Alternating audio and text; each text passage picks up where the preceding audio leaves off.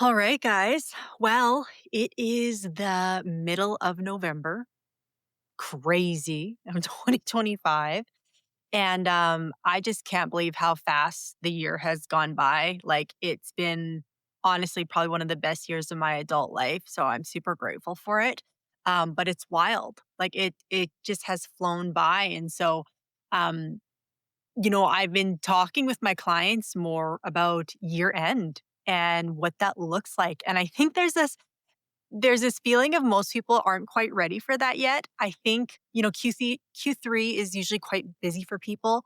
Um, but there isn't this feeling of slowing down quite yet or preparing for next year, which is okay. But what I've learned from my own experiences in the past and then even my clients is that they kind of wait till December to start quote unquote dealing with year end. And I don't mean from a business perspective, like, yes, that's a part of it too, but just from an internal state, they kind of push everything off till December. And then what happens in December is now you're inundated with holiday stuff, right? Or like my American friends, it's about to be Thanksgiving there. So it's like kind of once Thanksgiving hits, it's like now it's like holiday season and you're planning for get togethers and having family over and maybe taking vacation, like all these things. And so then you go in from the busyness of whatever's happening work wise Q3.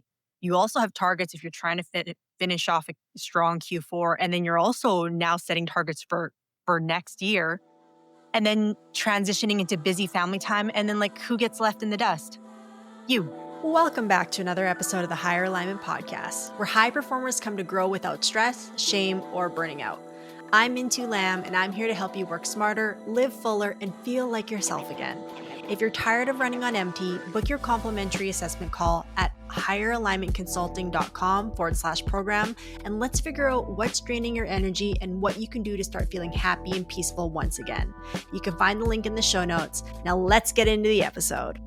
Right? That's what always happens is the year end comes and you're exhausted and you're overwhelmed and you think, where did it go? And in that whole entire process, you forgot about you. So I actually had a group coaching call with my clients a couple weeks ago, and I do one-on-ones and group coaching calls. But I love the group coaching calls because you get to hear everyone's perspectives and you get to sit in the room with other people who are dealing with the same thing. And it just like breathes like a sense of normality into the room and amongst everybody. And so we talked about where everyone's at as far as feeling overwhelmed. And so what the point of this episode is I'm going to take you through the exercise I took them through, which is making sure we end Q4 on a note that we feel good about. Like, don't get lost in the sauce, don't get lost in the chaos. It doesn't have to be that way. I'm not saying that all your responsibilities and whether that be professionally or personally are gonna just disappear, but we want to do it in a way where we're not losing ourselves in the process. Okay. So I am actually today just going to take you on through the exercise that I took them through in hopes that this will help you. And really what it is we just want to make sure we end the year on a note that actually feels good. And I live in Canada, so we're going into winter, which shockingly enough, we don't even have snow on the ground yet, which is pretty nuts for us.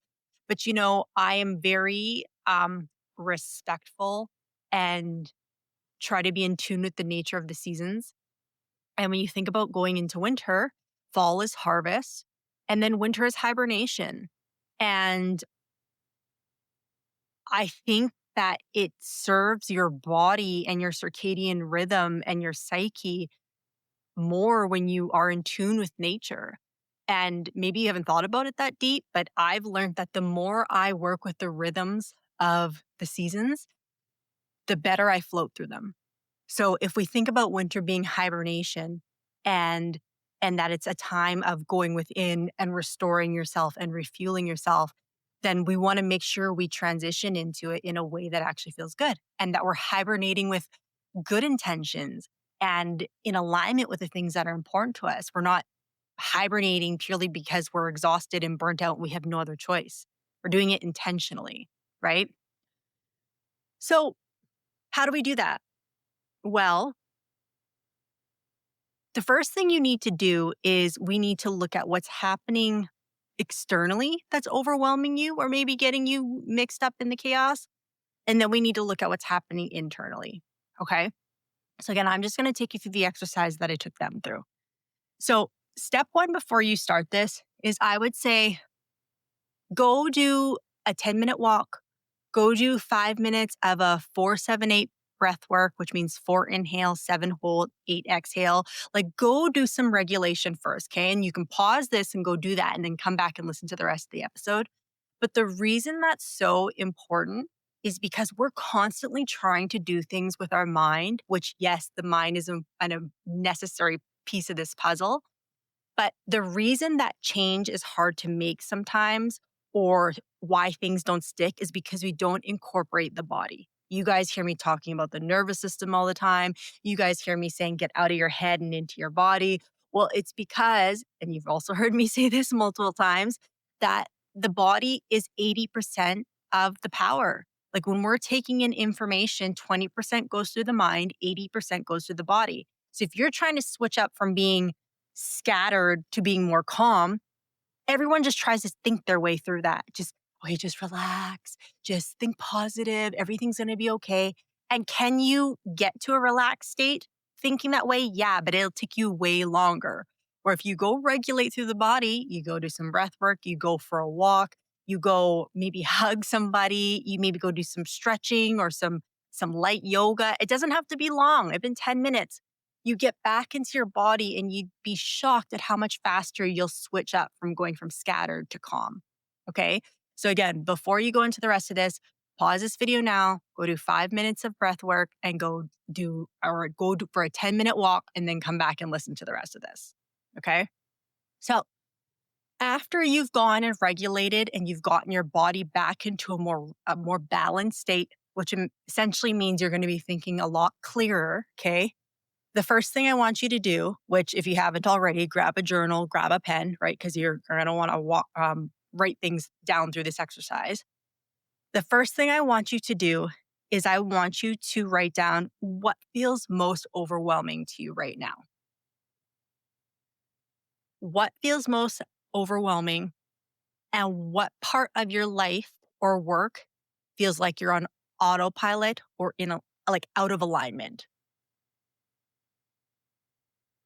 And then on top of that, I want you to write down where are you reacting instead of responding or choosing. Okay. Now, again, pause as you go through this episode because you're going to take some time to write things down. But the reason you want to do this is because we need to put on paper what's actually happening. When you're trying to think it all through, I always say thoughts are like clouds. It's impossible to make sense of clouds or to like stop clouds or like, you know what I mean? They're just free flowing and that's how our thoughts are. So you need to put that on paper so you can actually look at what's causing the chaos right now. So, what feels most overwhelming? Which part of your life or work feels like you're on autopilot or out of alignment? And where are you reacting instead of choosing or responding? Okay. And then once you've written those out, I want you to see if there's a common theme amongst them because there will be. And look if that common theme is being unable to set boundaries, overcommitting yourself, maybe not knowing how to prioritize what's actually important. Maybe it's people pleasing. Just after you've written everything down, look for what the common theme is that is showing up amongst all those things, okay? Because what this theme is this is the root cause of your chaos. It's not the external events. It's not the coworker that's always emailing you. It's not the deadlines. It's the root of the fact that either you don't know how to say no, or you're saying yes to too many things. I guess those are kind of the same. Or you don't know how to prioritize. That's the root of what we need to deal with. Okay. Now, again, you're going to have to pause. I'm just going to go through these things and you guys are going to have to pause along the way. Once you've figured out what the root cause is, okay, the next thing you're going to do is we need to get in touch or back in touch or reconnected with what actually is important to you. Okay. So now what I want you to do is I want you to write down what your three core values are, and not based on like how you've previously done things, based on like who you want to be today or maybe who you want to be in the future. So for instance, for me in the past, I probably would have wrote things like I want to be top of the leaderboard. I want to be able to like I don't even know. It's that's I was so long ago for me. It's hard to connect with that person. Um, I want to make X amount of dollars. I want to have X amount of things like this title or accolade. There's nothing wrong with that.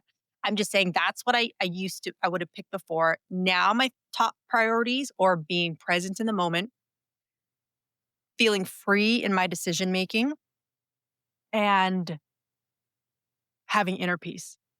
Those are my three most important values. Okay. Another way you could phrase that is the desired state. So if then the other way you could work this back is if you write down your values and those are more tied to, let's say, the like what I said with the money thing. So maybe the money thing is on there. Well, another way of like framing that you want X amount of dollars is usually because you just want to be free financially, right? Or not feel restricted in that area. So write down either what the top values are or what your top goals would be, and then tie it back to the desired state. If you accomplish those things, how would that make you feel? Okay.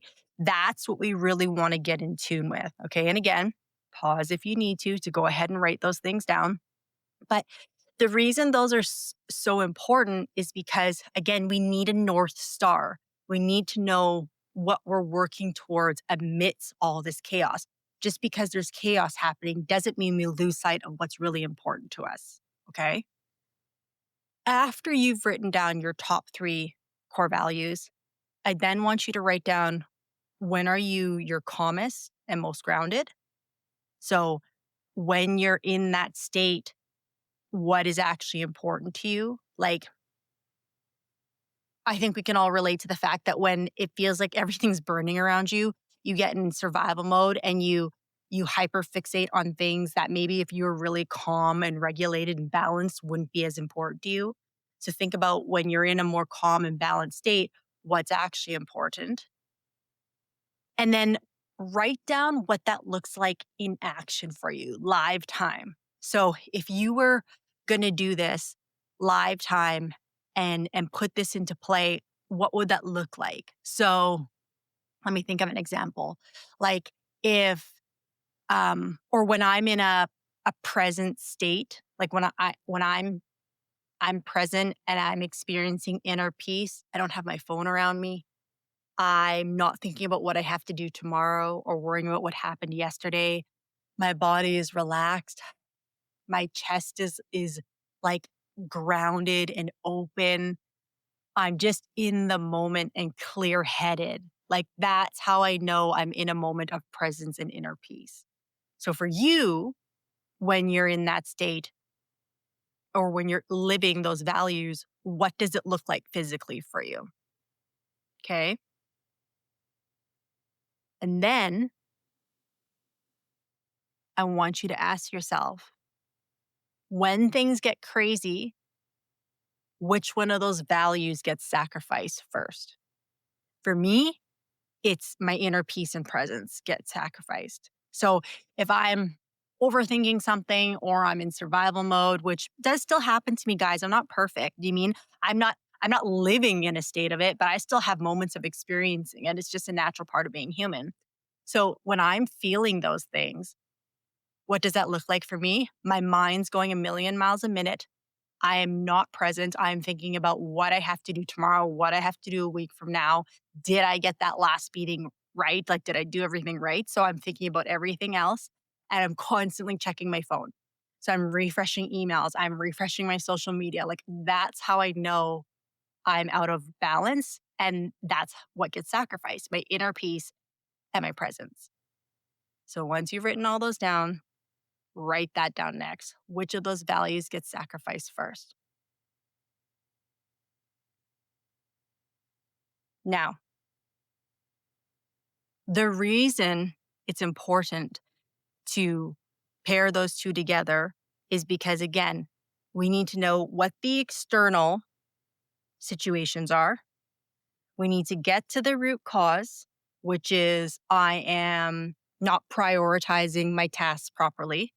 And when I don't prioritize my tasks properly, this is an example, then I end up sacrificing my inner peace, right? So now we actually know what intrinsically is happening. It's I I I lose track of what's really important, and therefore my inner peace goes, right? I don't know how to prioritize. And so now that we can identify what those two things are, we can actually get to the root of it. And now we can also start to actually follow through and pay attention to that exact root cause. Because if we go back to thinking about all the things that are overwhelming us, this, then it's hard to just narrow down what actually is the root cause, which there's always a root cause. Okay. It's just like, well, I have this thing to do and this thing to do, Minty. Like, how am I supposed to pick one? Okay, so then we need to narrow down what's actually happening internally. Okay, we need to use these values and these desired states as your compass, so that when chaos inevitably happens, because it's going to, especially if you're a high performer, you have some type of guideline to not get lost in the sauce again. Okay, so the next step in this process is now I want you to write down a current situation or obligation that is really stressful. Actually, you know what you should do is write down three. Write down three things that come to mind that are really overwhelming you right now in this current moment. Okay. Write those down. And then once you've written those down, I want you to pick the one that you think needs to be the priority, right? Because here's the other thing is when you're in survival mode, everything feels urgent. And maybe they are to some degree. But the reality is you can't take care of everything at once. I don't care who you are. You can't. And if you try to, you're just going to do a crappy job on everything. Okay. So again, from this regulated conscious state that we're dissecting this through, when you write down these three things and which one, I want you to pick the one that feels like the biggest lever that you can pull. It's probably going to be the one that you've been avoiding the most. And not because it necessarily takes the most work. In your mind, it might because of the chaos and the unclear thinking. But the one that you're like, oh, I've been putting this off the most. And if I took care of this, it would just really relieve so much stuff. I want you to pick that one. Okay. And then again, once you've picked that one, I want you to ask, which value is this compromising? Which desired state is this currently compromising? Again, go ahead, pause, do what you need to do, write it down. And then what I want you to feel into is that if we could take care of this from an optimized, balanced, grounded state, how much closer that would bring you to your desired state that you're after. Again, the freedom, the inner peace, the calmness, whatever the case is, right? Now, again, pause if you need to. I've said this so many times, but I'm flying through this right now, guys, for a reason, because you're going to have to pause and write the questions down as we go. Okay. Now, once you've decided what that lever is, we are now going to practically put this into play. Okay. So for you, maybe that's having a difficult conversation with your boss. Maybe that's finally organizing some files that you've been putting off all year. Maybe that's setting your target for Q1 next year, just whatever that is. This is how we're going to practically put this into play. And you're going to do this with everything, but this is the example. So for me, for example, let's say it's having a difficult conversation with my boss. I want to talk to him about restructuring a few things in my role, maybe a pay raise. But that's the thing that's been sitting on my desk. And it's not because my boss is an asshole or he's not going to want to talk to me about it. It's just because there's some fear behind it. And I've been in survival mode, dealing with everything else, but it's been weighing on me. And I go to bed thinking about it every night and it's robbing me of my inner peace, so on and so forth. Okay. And what would be the root cause of that? The root cause of that one would be, well, it's about restructuring my role so I'm more effective in it. It would be about overcommitting myself. I've been saying yes to too many things. Therefore, I feel overrun in this role and I need to have a conversation with him about it. Again, this is hypothetical, guys. I'm trying to break it down to you in a way where you understand what this exercise has taken us through. Okay. So, whatever your task is, this is what I want you to do. Your task might be something you can get done in one meeting this week. Your task might be something that's going to take a few weeks to tackle. But whatever that task is, I want you to pick step number one. Okay. So, step number one in my example is booking the meeting. Okay. Booking the meeting is going to be my first step. So, because I know this is so dysregulating for me, and even though booking the meeting for my particular example is going to take 5 minutes, even less, to either send an email or go to his calendar and check it off, whatever the case is, the first thing I'm going to do before I do it is I'm going to regulate before and I'm going to regulate after. Well, first, actually, what I'm going to do is I'm going to put it in my calendar to make it happen. So, it's Tuesday and I want to make sure I have this for either this week or next week. So I'm either today going to do it or tomorrow I'm going to put it in my calendar to book meeting with Bob. Okay. But before I do that, I'm going to create space for me to regulate in my body before and after. So again, booking a meeting, 2 minutes, if that, probably 1 minute. But I'm going to book in 10 minutes before to either do my breath work or go for a walk. And I'm going to book in 10 minutes after to do the breath work and go for a walk. Okay. Either or. Now, why do we do that? Again, back to what I said earlier. Right now, that idea of booking that meeting and having that meeting feels treacherous to me. It feels scary. It feels overwhelming. It feels anxious. And so I keep pushing it back, right? It's creating all this chaos in my body. When we regulate before and after said task, it teaches our body that it has the capacity and that it's safe to do these hard things.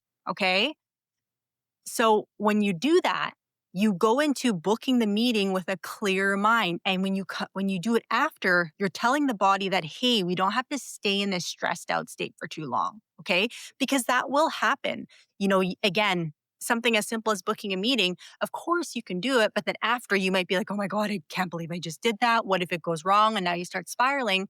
That's why you go for the walk after. That's why you go regulate after. So your nervous system doesn't stay in this heightened state and continues to drain you. It can bring you back to a place of inner peace, to a place of inner calmness if you regulate after, because regulation cues safety in the body. Okay. So I'm going to do that with the first step, which is booking the meeting. And then guess what? Once the meeting's booked, whenever that meeting's going to be, what am I going to do? I'm going to regulate before the meeting and after the meeting.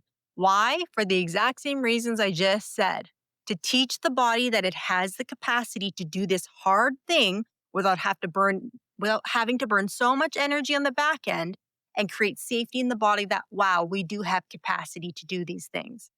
Again, when we just try to think our way through everything, we waste so much energy. And something as simple as booking a meeting, which only maybe needs 5% of your energy, is now taking 30% of your energy because you're so worked up about it. And something like having the meeting might only need to take 30% of your energy, and now it's taking 60% of your energy because you're so worked up.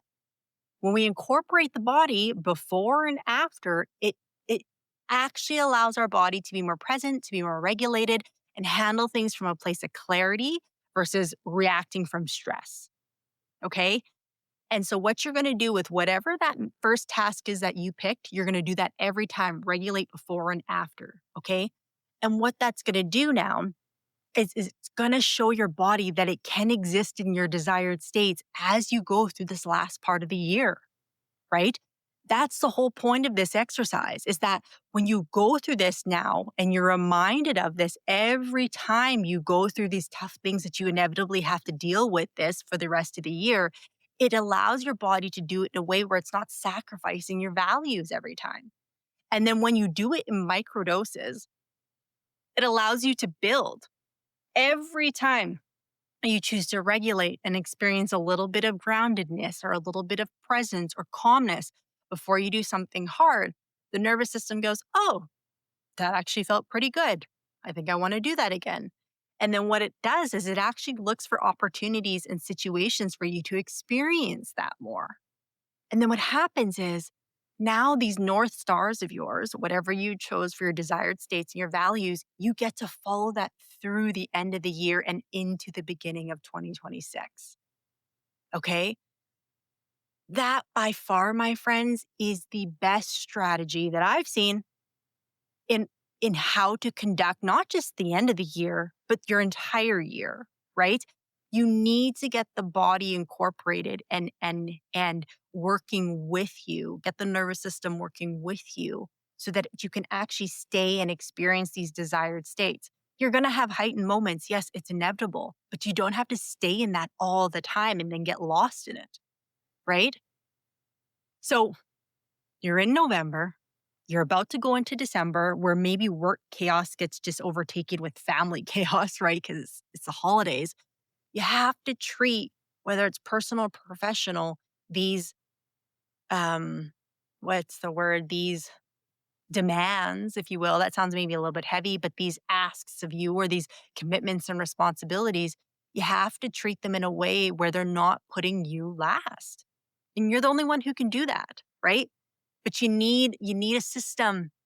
And I know because my clients are all very high achieving, like very high tolerance, high capacity people. Sometimes it seems so almost like trivial and silly to like, I need to strategize how to have inner peace. Like, I need to strategize how to navigate being like having fun. And like, yeah, honestly, like when you've been operating in burnout mode or push through mode or hustle mode for so long, joy, inner peace, present feels so foreign to you. And I'm speaking from experience and all the people I work with.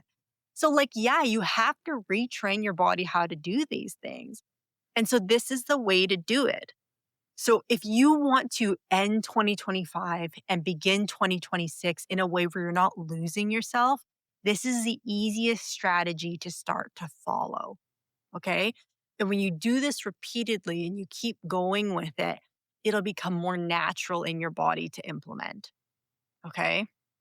Now, it's not going to happen overnight.